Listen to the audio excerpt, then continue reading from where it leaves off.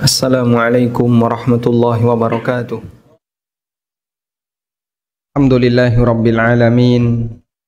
Wassalatu wassalamu ala ashrafil mursalin Nabiyyina wa maulana Muhammadin wa ala alihi wa sahbihi ajma'in. Wa ashhadu an la ilaha illallah wahdahu la syarika lah. Wa ashhadu anna Muhammadan abduhu wa rasuluh sallallahu alaihi wa ala alihi wa sahbihi wa man tabi'ahum bi ihsanin ila yaumiddin. Alhamdulillah, puji syukur kita haturkan kehadirat Allah Azza wa Jal. Di kesempatan waktu duha ini kembali kita melanjutkan kajian rutin dengan membaca buku Prinsip-prinsip Akidah Ahlus Sunnah wal Jamaah karya Al-Ustadz Al-Fadil Yazid bin Abdul Qadir Al-Jawwas.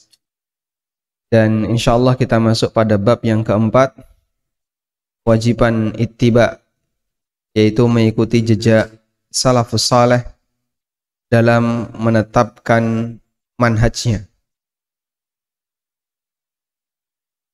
Setiap agama itu pasti punya manusia yang paling ideal.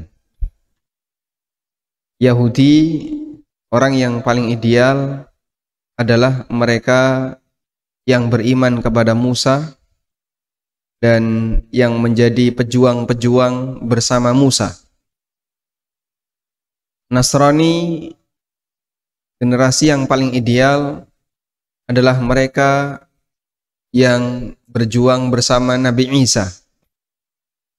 Maka Nabi Muhammad sallallahu alaihi wasallam juga memiliki beberapa orang yang punya peran yang sama, yaitu para sahabatnya yang mereka berjuang bersama beliau sallallahu alaihi wasallam. Maka orang Yahudi sangat memuliakan murid-muridnya Musa. Nasrani sangat memuliakan murid-muridnya Isa. Tapi Syiah mengkafirkan murid-muridnya Nabi Muhammad sallallahu alaihi wasallam. Dan itulah penyimpangan terbesar yang terjadi pada Syiah. Dan beberapa orang yang mengikuti prinsip Syiah, meskipun dengan standar yang berbeda-beda.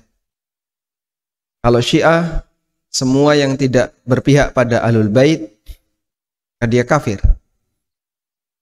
Khawarij, semua yang ikut peristiwa tahkim, semua sahabat yang ikut dalam peristiwa dan terlibat dalam peristiwa tahkim, maka dia kafir. Sehingga untuk khulafaur rasyidin, Khawarij tidak kafirkan. Mereka tidak kafirkan Abu Bakar, Umar, Utsman, dan para sahabat yang meninggal sebelum masa tahkim. Mereka tidak kafirkan. Sedangkan Syiah acuannya adalah pokoknya yang bukan Ahlul Bait dan yang dianggap sebagai musuhnya Ahlul Bait, dianggap menurut Syiah sebagai musuhnya Ahlul Bait, maka dia kafirkan.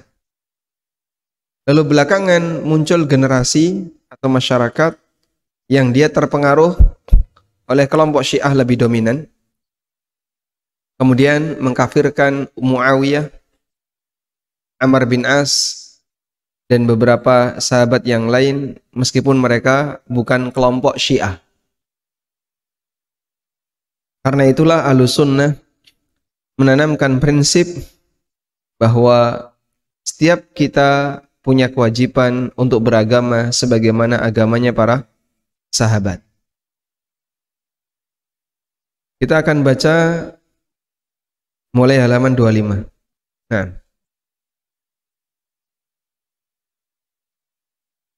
keempat, kewajiban ittiba atau mengikuti jejak salafus saleh dan menetapkan manhajnya.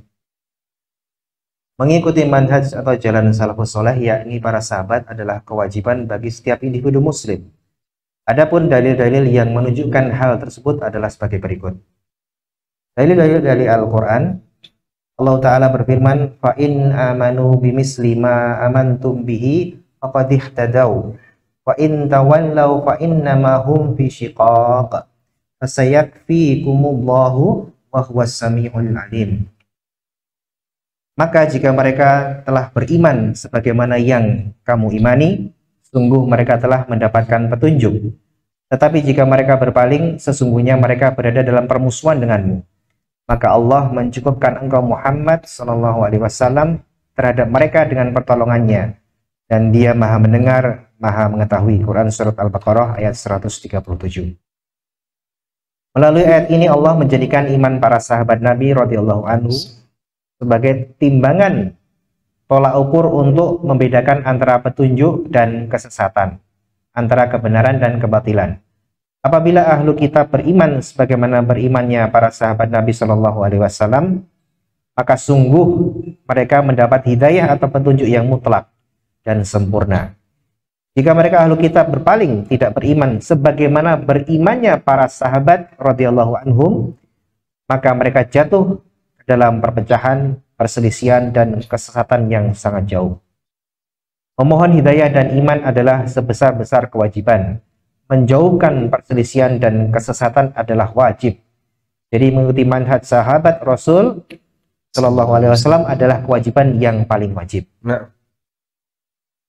coba Anda garis bawahi kalimat fa in amanu bimithli ma amantum bihi faqad ihtadaw.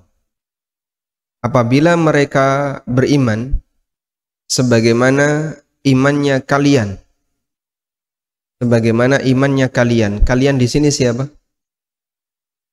Ketika ayat ini diturunkan adalah orang mukmin yang hidup di zaman Nabi SAW, yaitu adalah para sahabat. Faqad ihtadaw, Allah berikan jaminan, maka mereka akan mendapatkan petunjuk.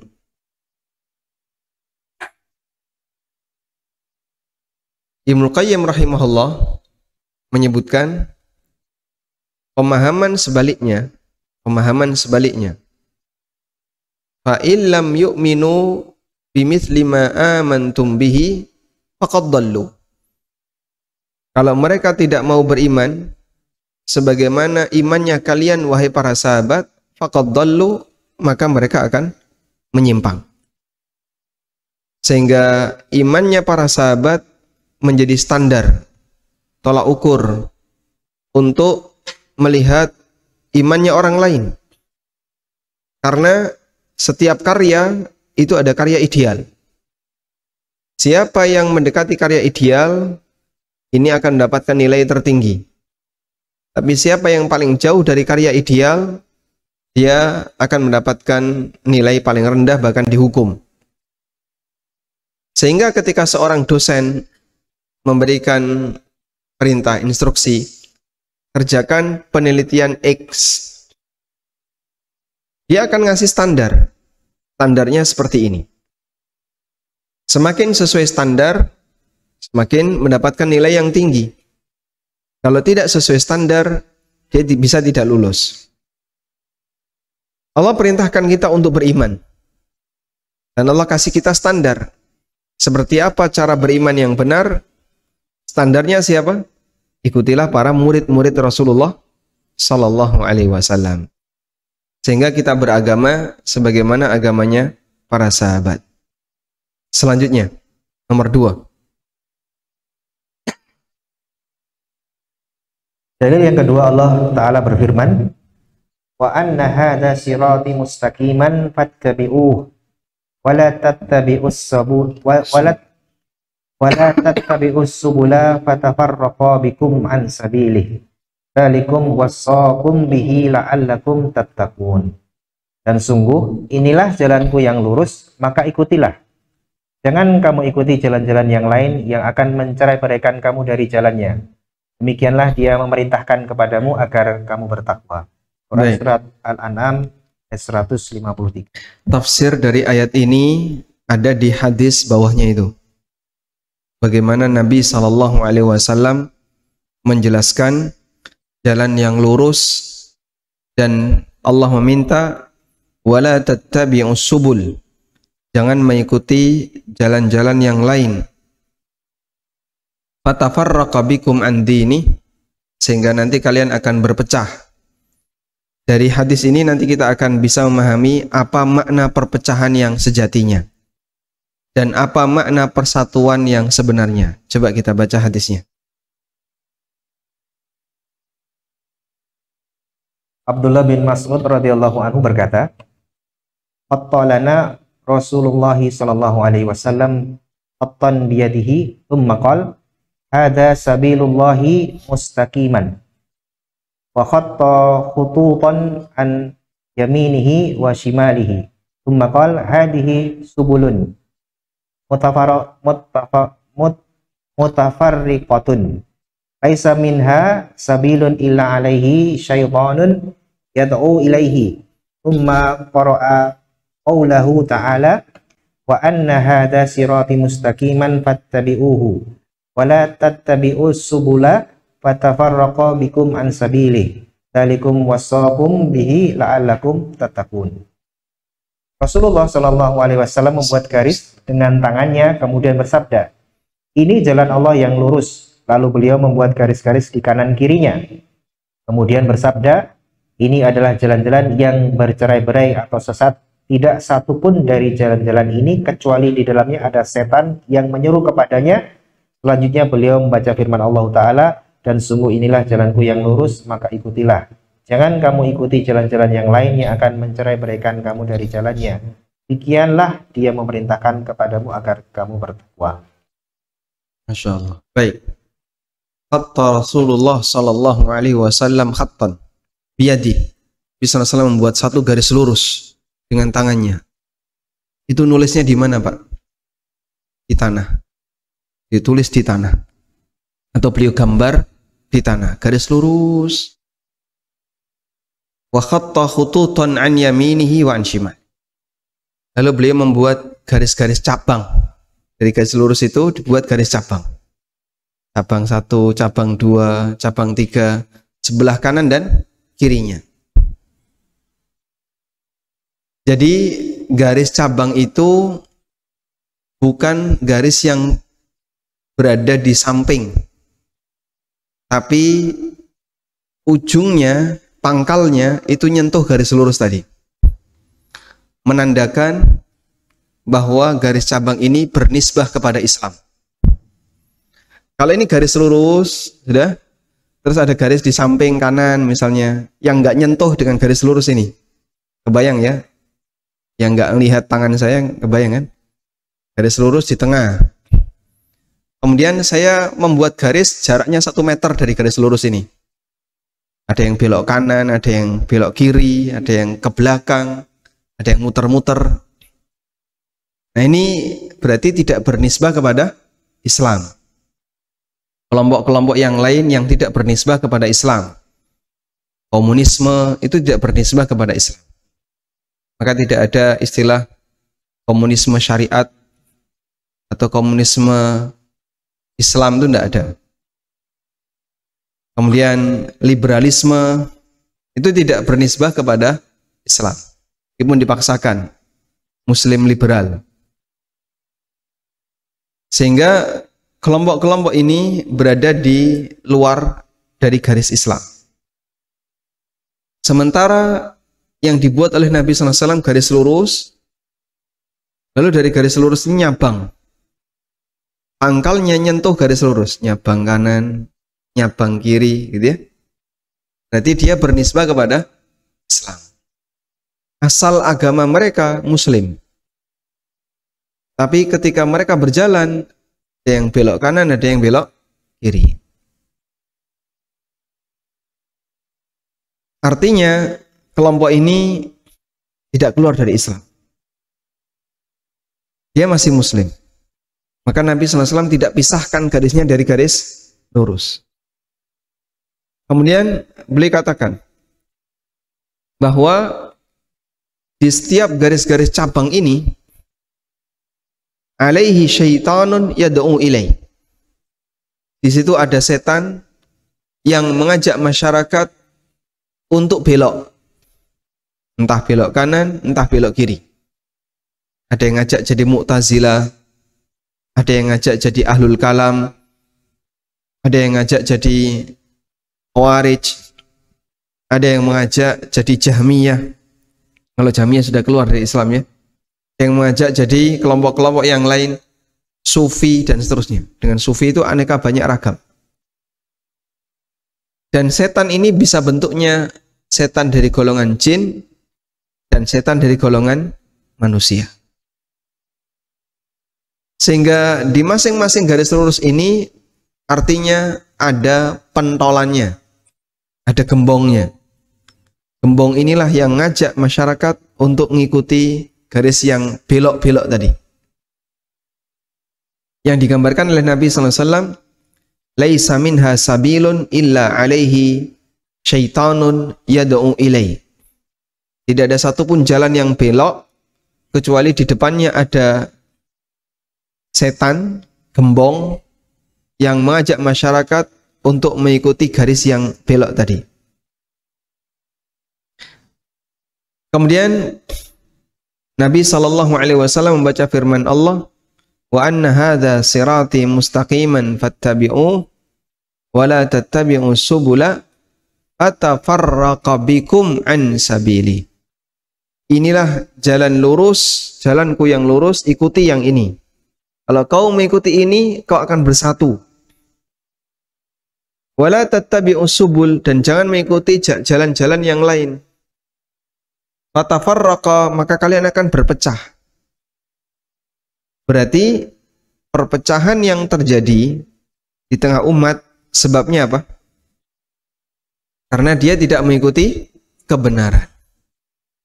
Sehingga kita bisa buat kesimpulan persatuan adalah ajakan untuk mengikuti garis yang lurus, dan itulah kebenaran.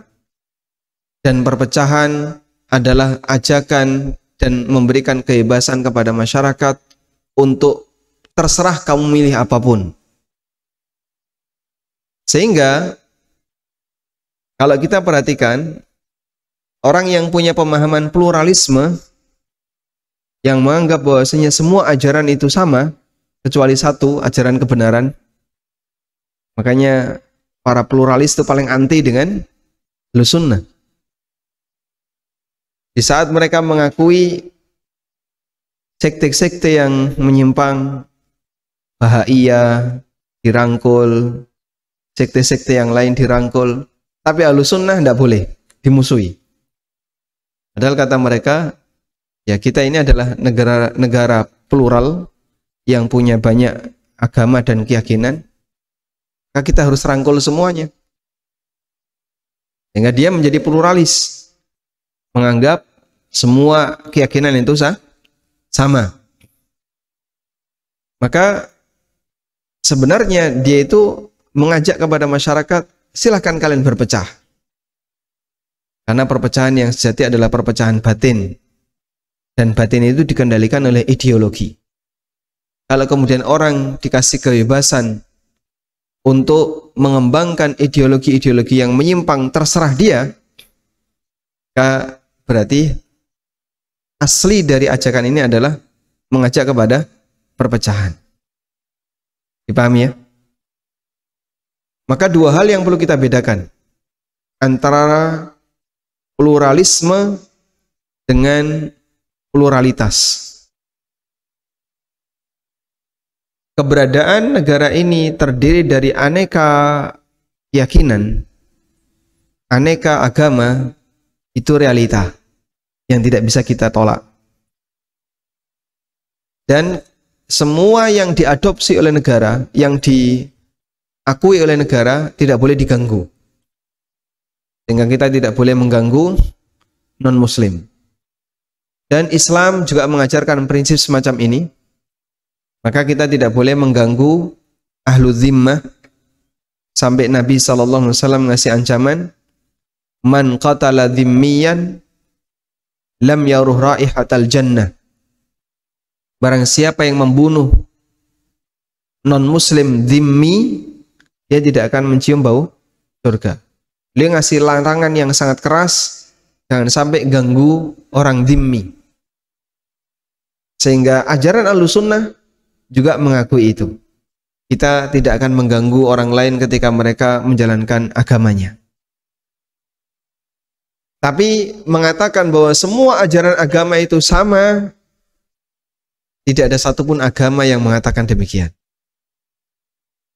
Tidak ada ajaran agama yang mengatakan semua ajaran agama sama. Anda tanyakan kepada orang Nasrani, ada nggak doktrin pada agamamu bahwa semua agama itu sama? Tidak ada. Sebaliknya doktrinnya adalah agama yang paling benar adalah agama dia.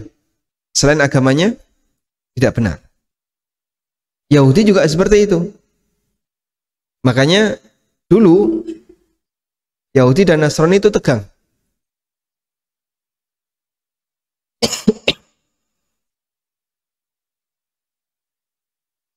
Wa qalatil yahudu laisatin nasara ala syai'. Wa qalatin nasara laisatil yahudu ala syai'. Yahudi dan Nasrani saling mengklaim. Kata Yahudi, Nasrani itu nggak punya pegangan. Kata Nasrani, Yahudi nggak punya pegangan. Wahum yatlunal kitab. Padahal masing-masing mereka punya kitab. Yahudi punya kitab, Nasrani punya kitab. Kemudian mereka juga saling mengklaim keberadaan Nabi Ibrahim alaihissalam. Nasrani mengatakan Ibrahim adalah Nasrani. Yahudi mengatakan Ibrahim adalah Yahudi. Wa ma unzilatit Taurat wal Injilu illa min ba'di. Lalu Allah bantah, bukankah Taurat dan Injil itu turun setelah Ibrahim? Afala ta'qilun? Apa kamu nggak mikir? Kalau kamu mengatakan Ibrahim itu Yahudi, Yahudi itu muncul sejak kapan? Yang jelas setelah turunnya Taurat. Kalau kamu mengatakan Ibrahim itu Nasrani, Nasrani muncul sejak kapan? Setelah turunnya Injil. Padahal Taurat dan Injil itu turun jauh setelah Ibrahim. Kok bisa kau sebut Ibrahim sebagai Yahudi dan Nasrani? Wong Yahudi dan Nasrani ketika Ibrahim itu hidup di muka bumi belum ada. Afala ta'qilun? Akalmu di mana? Sehingga klaim ini klaim yang nggak sesuai dengan akal. Tapi pelajaran kita adalah permusuhan antara Yahudi dan Nasrani dari dulu itu kuat. Makanya sampai kita lihat dalam sejarah ya, pengusiran Yahudi berkali-kali dari kerajaan-kerajaan Nasrani karena mereka ketika itu lemah, Nasraninya kuat, sehingga mereka diusir dari Syam. Akhirnya mereka pindah nyari daerah-daerah yang lain yang dekat dengan Jazirah Arab di sekitar Madinah. Karena tidak ada agama yang mengajarkan doktrin semua agama itu sama. Lalu muncul generasi kelompok di luar agama. Itulah generasi munafik. Dia ingin memoderasi. Yahudi dan Nasrani dimoderasi. Kemudian Majusi dengan Yahudi dimoderasi. Pokoknya semua harus dimoderasi. Nah, kalau mau dimoderasi, berarti harus dicari titik kesamaan. Titik kesamaannya ada di mana ini? Kita sama-sama menyembah Tuhan, meskipun beda warnanya. Kita sama-sama menyembah Tuhan, meskipun beda warna. Yang penting kan tujuan kita sama, Tuhan, meskipun beda warna. Dan itu dilakukan oleh orang munafik di zaman Nabi Sallallahu Alaihi Wasallam. Semangat memoderasi agama. Sehingga udahlah kalian nggak usah ribut, nggak usah rame. Kita cari titik kesamaan. Cuman yang jadi masalah ketika upaya itu dilakukan, yang banyak dirugikan kaum muslimin. Sehingga tuduhan radikal, tuduhan intoleran itu arahnya kepada kaum muslimin. Makanya orang munafik di zaman Nabi sallallahu alaihi wasallam permusuhannya kepada kaum muslimin besar sekali. Sampai mereka mau membuat masjid Dirar. Bagaimana masjid Dirar itu? Masjid Dirar ini dibangun tujuannya mau memberi ruang kepada Nasrani Ghassan. Silakan orang Nasrani Ghassan, kamu bisa berada di sini dan tidak akan dicurigai Karena ini masjid, kaum muslimin tidak akan curiga kalau kalian berada di sini. Akhirnya di Madinah mau dibuat oleh orang munafik ada 3 kubu besar agama. Muslim, Yahudi yang sudah menetap lama, dan Nasrani yang mau diundang oleh orang munafik. Di saat yang sama, orang munafik ini memanas-manasi Yahudi untuk anti dengan kaum muslimin. Jadi kalau munafik nempel dengan Yahudi, itu memusuhi kaum muslimin. Oh iya, mereka itu memang orangnya kayak gini, kayak gini, kayak gini. Akhirnya kan berkali-kali orang Yahudi mau melakukan percobaan pembunuhan kepada siapa? Nabi Muhammad SAW. Dan Masya Allah, suasana puncak genting itu terjadi ketika Perang Ahzab. Madinah ketika itu kota kecil. Dan Madinah posisinya dikelilingi oleh beberapa kondisi alam yang sulit untuk diserang dalam jumlah besar. Kecuali satu pintu, yaitu sebuah celah di Bukit Sila, di Gunung Sila. Di Gunung Sila itu tanahnya datar, los. Hanya satu pintu ini yang paling gampang, karena sebelah kanannya, sebelah belakangnya ada kebun kurma, sebelah kirinya bebatuan. Sehingga kalau nyerang pasukan dalam jumlah banyak, melewati kebun-kebun kurma, itu menjadi penghalang. Tapi kalau tanah los, lapang, kosong, nah itu yang paling gampang. Ini dibuatlah khandak. Di mana?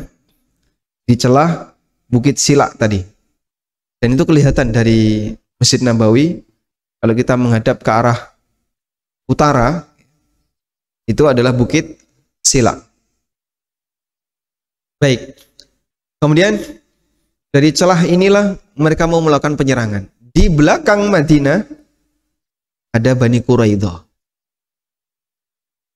Pada waktu peristiwa kaum muslimin sedang menghadang pasukan orang musyrikin dari arah depan, maka Bani Quraidah itu dipanasi oleh orang munafik. Mari kita lakukan penyerangan dari belakang. Sebenarnya Bani Quraidah itu sudah ketakutan. Karena kalau ini dilakukan, bisa jadi nanti kaum muslimin akan membunuh mereka, membantai mereka ketika ketahuan mereka berkhianat. Subhanallah. Ternyata mereka terpengaruh untuk itu. Akhirnya mereka apa? Melakukan serangan tapi tidak serempak. Jadi menyusup beberapa orang masuk, tidak serempak, agar tidak ketahuan. Nabi SAW sudah mendengar informasi ini, dan itulah puncak ketegangan. Ini nggak mungkin memisahkan pasukan di depan, naruh di belakang, tidak mungkin. Karena kebutuhan pasukan untuk menghadang kaum musyrikin di depan sangat besar. Sehingga ada salah satu sahabat yang minta izin kepada Rasulullah SAW. Ya Rasulullah, saya bisa mengacaukan perjanjian mereka. Karena saya dekat dengan Quraidah, dan saya bisa ngasih informasi ke mereka. Silahkan kau lakukan. Akhirnya dia menipu Bani Quraidah dengan mengatakan, kamu kalau mau melakukan penyerangan kepada penduduk Madinah, kau harus ngikat komitmen dulu dengan orang musyrikin. Karena jika Muhammad ini menang, maka giliran kau yang akan dibantai. Tapi kalau kau mengikat komitmen dengan orang musyrik, ketika kamu mau dibantai, kau akan dibela oleh orang musyrikin. Sudah? Akhirnya sebelum rencana itu dilakukan, terjadi pertemuan antara orang musyrik dengan orang Yahudi Quraidah. Yahudi Quraidah minta jaminan, nanti kalau saya nyerang dari belakang, apakah kamu bisa menjamin kita akan dilindungi jika pasukan Muhammad ini menyerang kami? Mereka mau. Sebaliknya, orang yang musyrik ini minta komitmen, kamu harus betul-betul berani untuk menyerang dari belakang. Akhirnya sahabat ini manasi Bani Quraidah. Wahai Bani Quraidah, mereka akan meninggalkan kamu, orang musyrik akan meninggalkan kamu ketika mereka tahu bahwasanya kamu nyerang dari belakang. Atau mungkin semakna dengan itu, intinya pokoknya dibuat nggak yakin dengan komitmennya orang musyrik. Sahabat ini menyampaikan kepada Bani Quraidah nggak yakin dengan komitmennya orang. Dan karena satu informasi ini, jadi serangan mereka tidak langsung besar, tapi sedikit demi sedikit karena nggak yakin, kemudian ditarik kembali. Masya Allah, suasana genting ketika itu jadi lebih bebannya lebih ringan. Kaum muslim bisa fokus terhadap barisan yang ada di depan, karena yang di belakang ini tidak banyak. Bani Quraidah dibuat nggak yakin dengan komitmennya orang musyrikin, sehingga ketika mereka nggak yakin, mereka nggak berani. Kalau mereka nggak berani, jagaan di belakang tidak perlu banyak-banyak, fokus dengan penjagaan di depan. Alhamdulillah begitu musyrikin ini kalah, dan Allah kirimkan angin, hujan, sehingga mereka tidak persiapan dengan situasi seperti itu. Mereka pun pergi pulang, meninggalkan Madinah. Giliran selanjutnya eksekusi Bani Quraidah. Siapa orang yang dijadikan hakim ketika itu? Sa'ad bin Mu'adz. Kenapa Sa'ad bin Mu'adz? Ya? Kenapa Sa'ad bin Mu'adz? Sa'ad bin Mu'adz bukan orang Yahudi. Beliau pemimpin suku Aus, orang Madinah. Tapi Aus dengan Quraidah bestie. Aus dengan Quraidah dulu sebelum Islam datang itu halif. Aus halif Bani Quraidah. Halif itu bestie, best friend. Jadi pada waktu Bani Quraidah ini diminta oleh Nabi SAW, siapa orang yang kalian tunjuk untuk memberikan keputusan terhadap pelanggaran kalian? Mereka minta Sa'ad bin Mu'adz. Akhirnya Sa'ad bin Mu'adz didatangkan. Dan pada waktu Sa'ad bin Mu'adz didatangkan, mereka berharap, tolong maafkan kami, ampuni kami. Kemudian Sa'ad bin Mu'adz memutuskan, aku putuskan bahwa siapapun lelaki yang sudah tumbuh bulu kemaluan, maka dia dibunuh.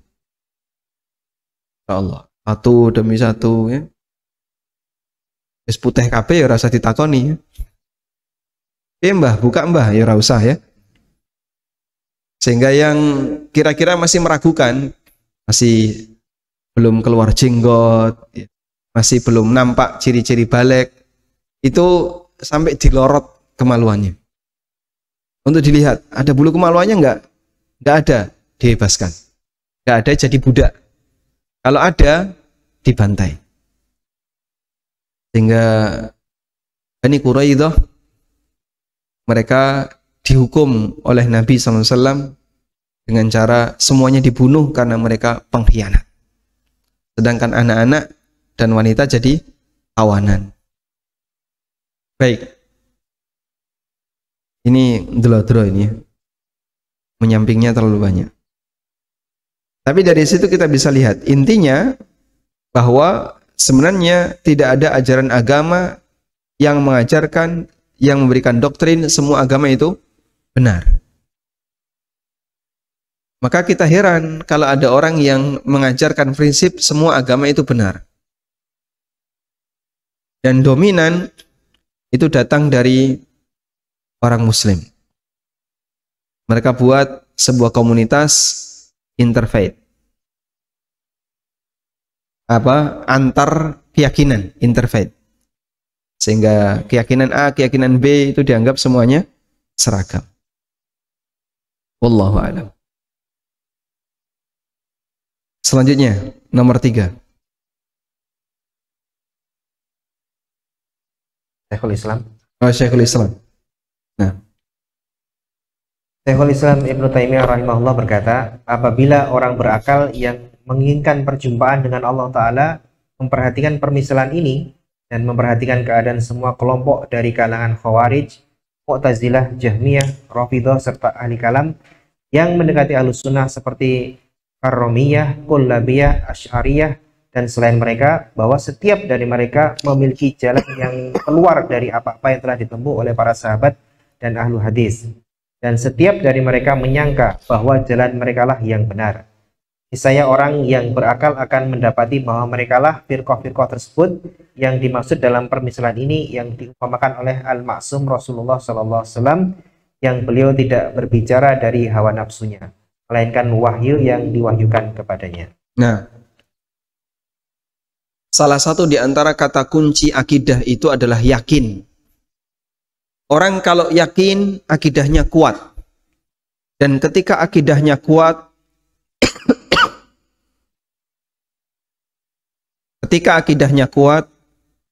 maka seorang mukmin tidak akan gampang terpengaruh dengan aneka pemikiran yang lainnya.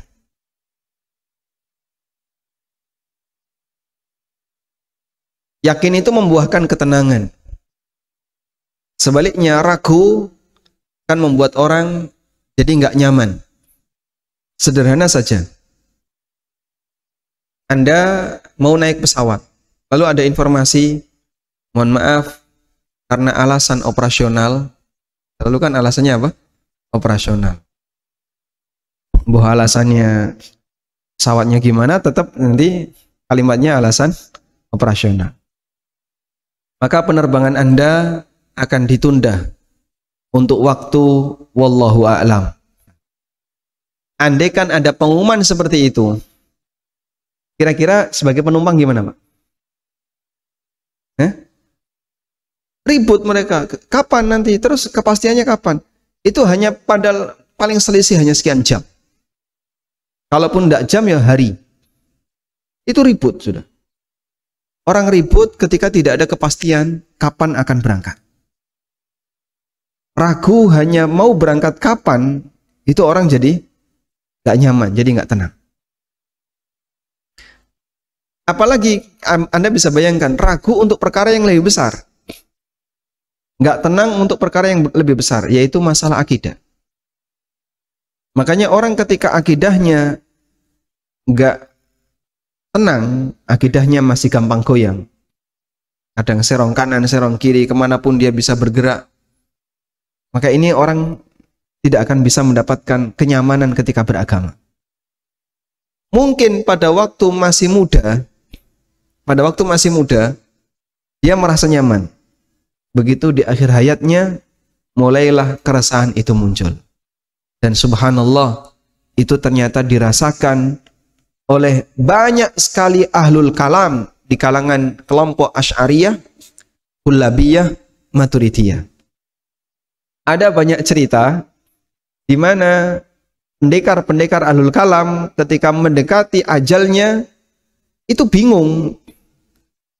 Sampai diantaranya Ar-Razi. Ar-Razi ini kalau sudah bicara tentang masalah kalam sampai kelologen ya. Semuanya isinya cuman ilmu kalam, pakai olah logika, terus seperti itu.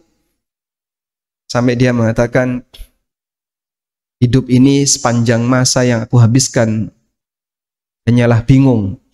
Wa ma jama'nahu illa qila wa qalu. Apa yang saya kumpulkan hanyalah katanya. Selama ini apa yang saya kumpulkan hanyalah katanya. Kemudian Abul Ma'ali Al-Juwaini, tokoh ilmu kalam, dan dia termasuk tokoh dalam mazhab Syafi'iyah. Dia mengatakan di akhir hayatnya, ya laitani mittu ala aqidatil awam. Andaikan saya mati dengan membawa akidah sebagaimana akidah masyarakat awam. Akidah masyarakat awam yang tidak terkontaminasi dengan penyakit ilmu kalam, Itu lebih menenangkan daripada akidah yang selama ini saya cari. Mencari ke kanan, ke kiri, katanya ini dikumpulkan. Tapi beliau mengatakan, ya laitani mitu ala aqidatil awam. Andaikan aku mati dalam kondisi membawa akidah orang awam. Karena naluri orang awam itu lurus ketika belum terkontaminasi. Sehingga mereka bingung di akhir hayatnya. Ini mana sih yang benar? Ketika masih muda, itu mereka menikmati. Menikmati perdebatan, menikmati mikir, terus mereka menikmati. Begitu sudah tua, capek dia. Nah, capek itu bingung yang didapat. Terus ini yang mana yang benar? Subhanallah. Jadi sebagaimana fisik itu bisa capek, pikiran juga bisa capek. Ada saatnya orang itu ketika diajak mikir, begitu sudah tua, udah mulai capek. Dah, saya berhenti di sini saja. Mikir yang kayak gitu saya udah nggak sanggup. Karena dia sudah sepuh. Fisik juga seperti itu. Ada orang yang hobinya off-road, ya, nomaden. Ini sementara tinggal sebentar, nanti pindah lagi ke sini sebentar, tinggal lagi ke sini sebentar, gitu Kak, Pak? Begitu sudah pensiun, pengennya gimana, Pak? Kalau orang udah pensiun, pengennya gimana? Menetap di satu tempat. Udah, saya duduk di sini saja. Saya sudah capek pindah-pindah. Makanya orang di usia 60 tahun kalau belum punya rumah, pusing dia. Belum punya rumah, anaknya juga nggak punya rumah, nebeng mertua semua. Orang tua kayak gini gimana, Pak? Pusing dia. Nanti harus ngontrak, perpanjang kontrak lagi, sampai kapan? Dia tidak bisa tenang, karena dia merasa belum ada tempat untuk duduk selamanya. Sampai dia mati. Akidah juga seperti itu ternyata. Orang tidak bisa tenang ketika dia selalu dalam posisi pindah-pindah karena masalah tadi. Kayaknya kok ketika debat ini menang ikuti yang ini, debat lagi ini yang menang ikuti ini. Pindah-pindah dia. Tidak bisa tenang. Sampai tokoh mereka mengatakan, ya laitani mitu ala aqidatil awam. Andaikan aku mati dengan membawa akidah orang awam, itu lebih saya sukai daripada mati dalam posisi semua serba bingung. Karena itu, jamaah yang dimuliakan Allah Subhanahu wa taala, akidah yang tidak tersentuh, keyakinan yang berdasarkan naluri yang tidak tersentuh dengan aneka ilmu kalam, itu lebih menenangkan. Karena dia sejalan dengan fitrah. Diceritakan bahwa ada orang yang mabuk, Pak. Mendem, mabuk, minum khamr, mabuk dia. Dalam posisi mabuk dia bernyanyi. Terus dia digandeng sama orang Syiah. Setelah itu orang Syiah ini mengatakan, "Ushtum Aisyah." Hina Aisyah, jelek-jelekan Aisyah. Orang mabuk ini tidak mau. Dia nggak mau. Menghina Aisyah dalam kondisi mabuk itu tidak mau. Diulangi lagi, pokoknya kamu harus hina Aisyah. Tidak mau.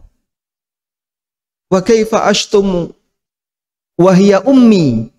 Bagaimana saya harus menghina Aisyah padahal beliau adalah ibundaku. Karena Aisyah adalah ummul mukminin. Ushtum Aisyah wa illa aqtuluka. Hina Aisyah, kalau tidak tak bunuh kamu. Tidak mau tetap. Akhirnya orang mabuk ini dibunuh oleh orang Syiah tadi. Karena tidak mau menghina Aisyah radhiyallahu anha. Coba lihat. Orang awam sekalipun dalam posisi mabuk, nalurinya masih ada, disuruh melakukan perbuatan jahat yang bertolak belakang dengan fitrahnya, walaupun dalam kondisi mabuk, tidak mau dia. Ya mungkin fitrah itu yang bekerja. Maka apabila fitrah ini sudah dirusak dengan aneka pemikiran-pemikiran menyimpang, di ujung hayatnya jadi bingung. Dan banyak alul kalam yang di ujung hayatnya mereka mengalami kebingungan. Masya Allah. Makanya di sini kata Syekhul Islam, Ada banyak kelompok yang dia menyimpang dari jalan yang lurus, dan setiap mereka menyangka bahwa jalan mereka lah yang benar.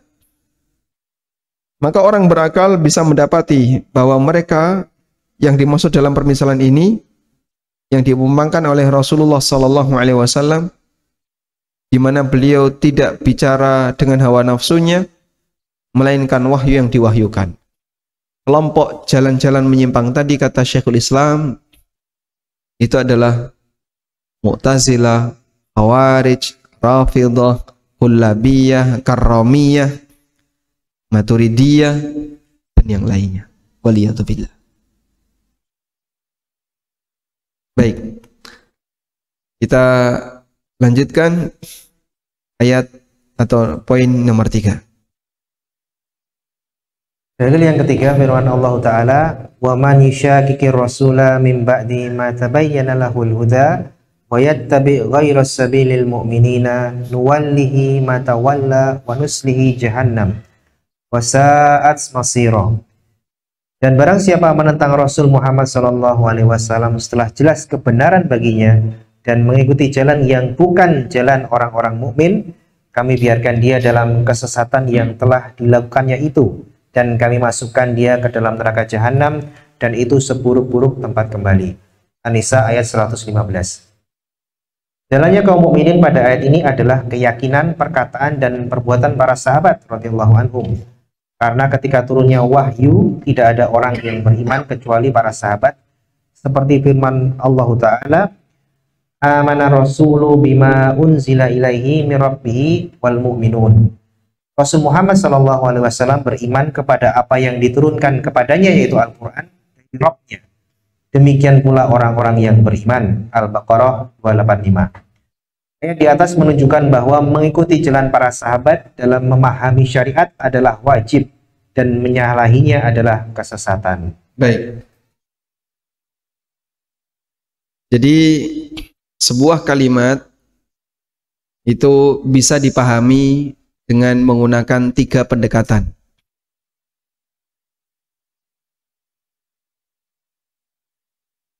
Misalnya begini, saya duduk di atas meja, misalnya ya, atau kalimatnya kurang sopan ya. Saya duduk di samping meja. Saya duduk di samping meja. Sudah? Maka pendekatan yang pertama, Anda membuat kesimpulan. Berarti di samping si A ada meja. Si A dalam posisi duduk. Itu namanya dalalah mutabaqah. Yaitu memahami kalimat sesuai dengan tekstualnya. Namanya apa? Dalalah mutabaqah. Saya duduk di samping meja, berarti di samping saya ada meja dan posisi saya duduk. Ya. Kemudian kita juga bisa mendapatkan kesimpulan dengan pendekatan yang lain. Kesimpulan berikutnya adalah bahwa di meja itu ada kayu, ada paku. Kenapa ada kayu, ada paku? Karena yang namanya meja pasti terdiri dari kayu dan paku dan bahan-bahan yang lain. Pemahaman ini disebut dengan dalalatut tadammun. Dalalah at-tadammun. Mengambil kesimpulan dengan merinci unsur yang ada dalam kalimat itu. Ini lebih dalam lagi. Yang ini lebih dalam lagi. Yang ketiga, pendekatan yang disebut dengan at-talazum, bahwa meja itu ada tukang yang membuatnya. Meskipun saat saya duduk di samping meja, tukangnya ada nggak di situ? Ada nggak? Tukangnya ada nggak? Tidak ada. Tapi kita membuat kesimpulan, meja itu dibuat oleh tukang yang membuatnya. Tukangnya di mana? Wallahu a'lam. Yang jelas tidak ada di situ, tidak disebutkan dalam kalimat itu. Ini lebih jauh lagi, lebih dalam lagi. Yang disebut dengan dalalah dalalah al-iltizam. Dalam setiap kalimat selalu ada tiga ini. Dalalatul mutabaqah, dalalatul tadammun, dalalatul iltizam. Ini dipelajari dalam kajian usul fikih ya. Kalau saya melihat si A memegang pulpen, di depannya ada buku, maka dalalah mutabaqahnya apa?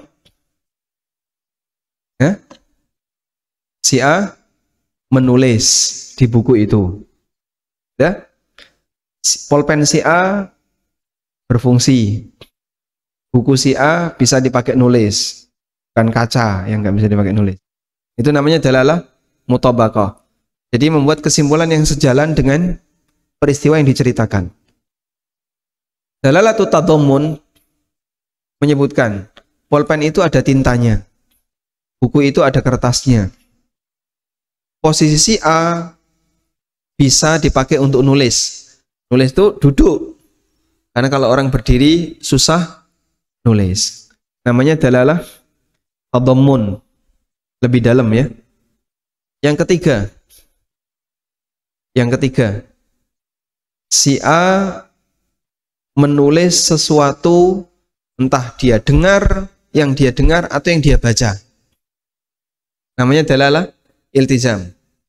Karena dia tidak akan menulis kecuali ada informasi yang masuk kepada dirinya atau berdasarkan hafalannya. Namanya dalalah iltizam. Paham ya? Baik. Sekarang coba kita lihat di sini. Kalimat amanar rasulu bima unzila ilaihi mir rabbihi wal mu'minun. Rasul dan orang-orang beriman, mereka mengimani apa yang diturunkan oleh Rabb-nya. Sudah? Dalalah mutabaqahnya gimana?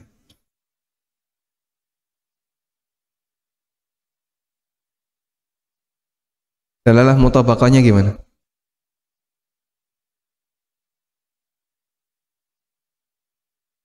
Latihan memahami kalimat ini.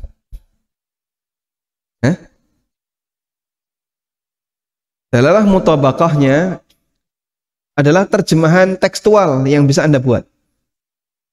Berarti Rasul dan orang-orang yang beriman mengimani apa yang diturunkan oleh Allah. Paham ini?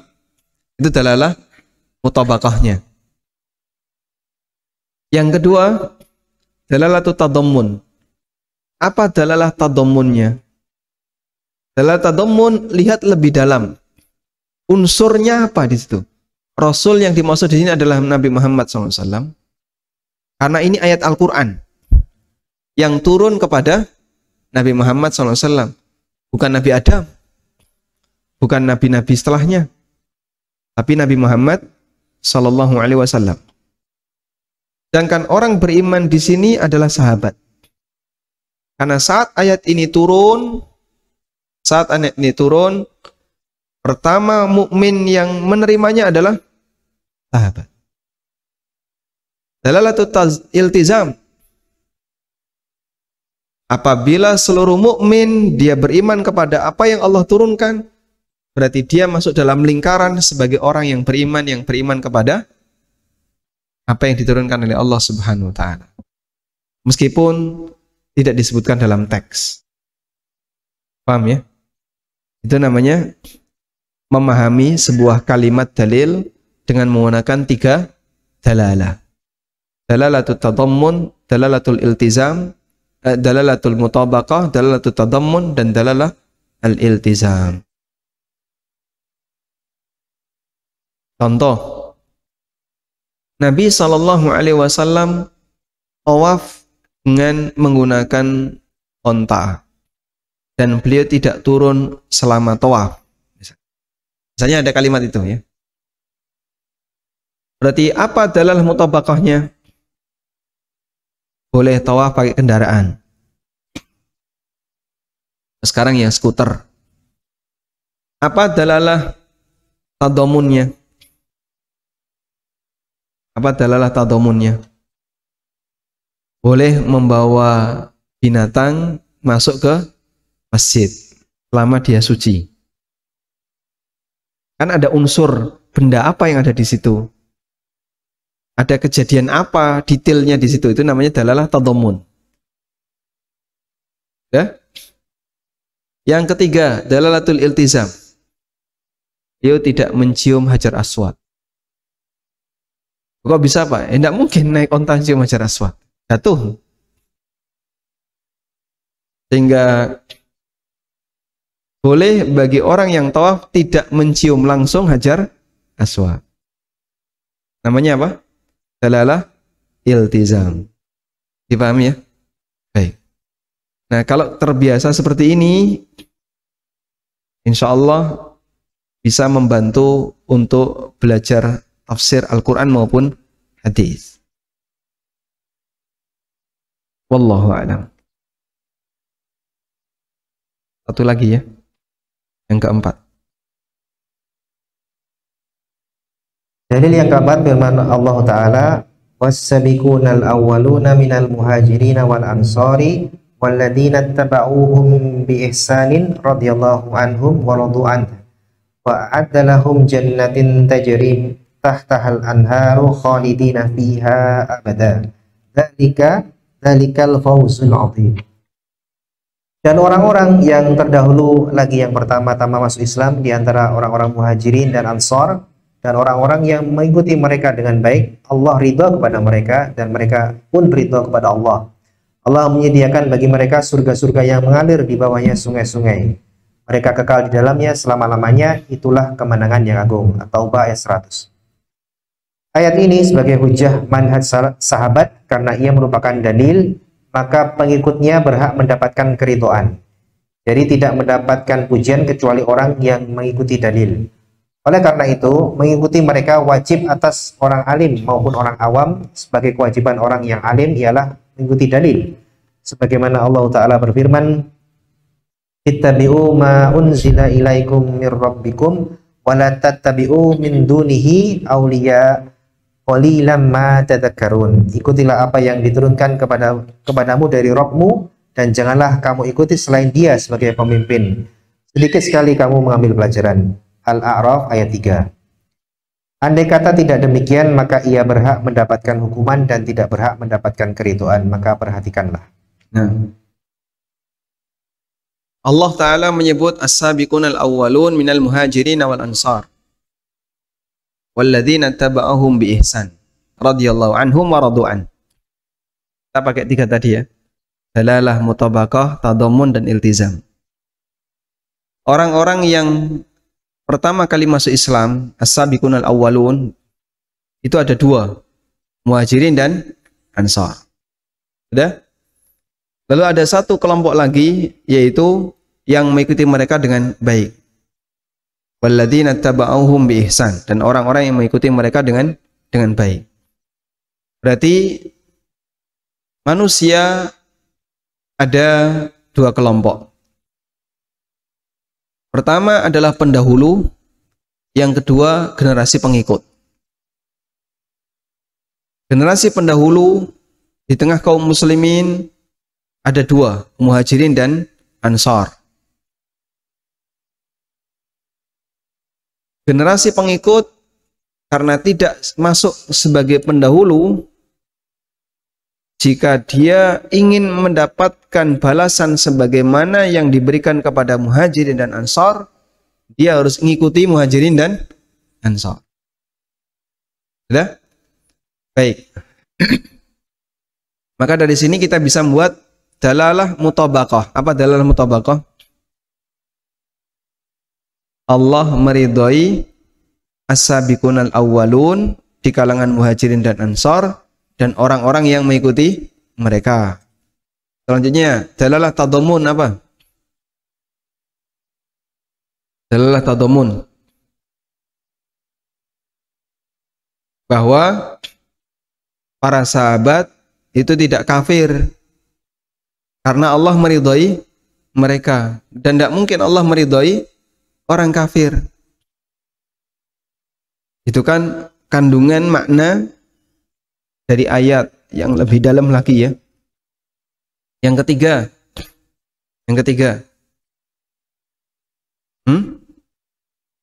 yang iltizam. Konsekuensinya, iltizam itu konsekuensinya.